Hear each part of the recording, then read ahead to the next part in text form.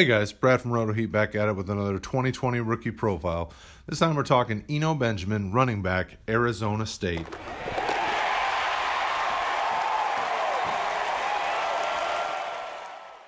Don't forget, if you've liked all the content you've been seeing from the RotoHeat channel here on YouTube, like and subscribe so you can stay up to date with everything that we're kicking out for this 2020 rookie class. Benjamin is 5'10", 210 pounds, and in his career at Arizona State, he had 576 carries for 2,867 yards and 27 touchdowns. That comes out to about 5 yards per carry. He also added 82 catches for 625 yards and 4 touchdowns. For athletic ability, we gave Benjamin a 6.1 out of 10. He's not the most elusive. He has a decent spin move. We saw that quite a few times on tape where he could set it up and do it pretty well. His athleticism isn't amazing, but it's not terrible either. He's definitely not the most explosive back.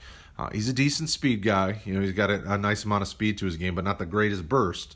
He goes down pretty easy. There's a lot to his athletic profile that just isn't all that exciting.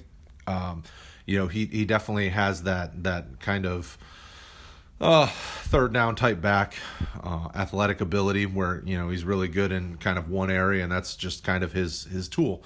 So at the next level, you're probably not going to see him be one of the earlier picks. He's definitely not going to wow anybody with his athletic profile when they're watching film on him. For toughness, we gave him a 6.3 out of 10. Like I mentioned just a few moments ago, he goes down pretty easy. He's willing to block, but his pass protection really wasn't all that amazing. Plenty of times we saw defenders kind of run around him, run through him, kind of shed him real easy. He will fight for extra yards, but because he's not terribly strong, you'd see him kind of fall forward sometimes. Sometimes you'd see him getting kind of thrown around. He's definitely easier to tackle than some of the running backs we've been profiling here on the channel. He's just not a guy that doesn't wow you in any one specific area. And toughness is definitely one of the bigger concerns that we have with him moving to the next level. For vision, we gave him a 6.3 out of 10. We have some real big concerns here. We saw quite often him kind of running into his blockers. He didn't look like he was very patient as a runner. You saw him kind of very jittery, like he wanted to try to go, and oftentimes you would see him hit his blockers and bounce off them because of that. Now, the one thing I did see quite a few times, especially watching the tape like Oregon and Arizona this year, he does have a decent ability to improvise. Some of those times it was because he bounced off his blocker and he knew that lane was closing, but there were some times that the play was completely broken down early, and he kind of bounced outside and took it a different direction. So definitely not his worst attribute by any means, but definitely one that is also a concern at the next level. For hands, we gave him a 6.8 out of 10. By far his best attribute, in our opinion. We saw him as the receiver out of the backfield plenty of times. And you see that, 82 catches for over 600 yards in his career, in really only just a couple of years isn't bad. Definitely a guy that can do a good job receiving out of the backfield. The thing to point out here, though, is we did see quite a few concentration drops. We saw plenty of times where, he was already turning his head looking to run and not paying attention through the catch. And that'll hurt you. And at the next level, it's going to be huge. They don't want to put somebody on the field who's going to be a liability. If you're out there on third down as a receiver, you're catching the ball or you're sitting on the bench. For Yak, we gave him a 6.1 out of 10. We saw you do see some big plays out of Benjamin. Most of those are if he's not really getting a lot of contact from the defenders. He doesn't, because he doesn't have that toughness level. He's not powering through and taking a lot of defenders with him, getting extra yards. But we do see him trying to fall forward to get extra yards.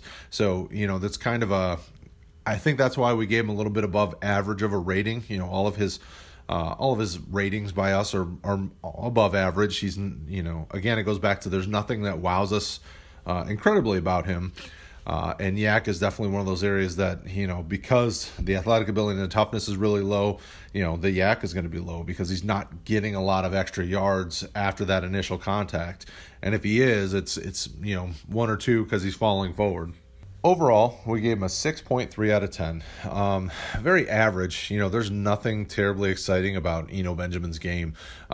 He right now he profiles as kind of the receiving back on third down, and he may never develop into anything more than that. A change of pace back has value in the NFL. And sometimes has value on your fantasy squad. Think of guys like James White. When he came into the league, he focused on being that kind of receiver out of the backfield, and he's made a good career out of it. There have been times where he's given a little bit more opportunity to run between the tackles, but nothing amazing. And there's value there. Unfortunately, there's also the other side of it. Guys like Kalen Ballage who are terrible. They can't take anything more than spelling the starting running back, and you don't want that on your fantasy squad. Benjamin's a guy that definitely evaluate and take a look for yourself, but the proof's in the pudding. He's kind of a guy that is what he is. If he gets drafted, maybe he's an opportunity to stash to see if he can develop in some of these areas. But definitely a guy that we're not terribly excited about, especially in this draft class. Also, right there, playlist. Hit it. Watch the videos. Do it. You want to. Do it.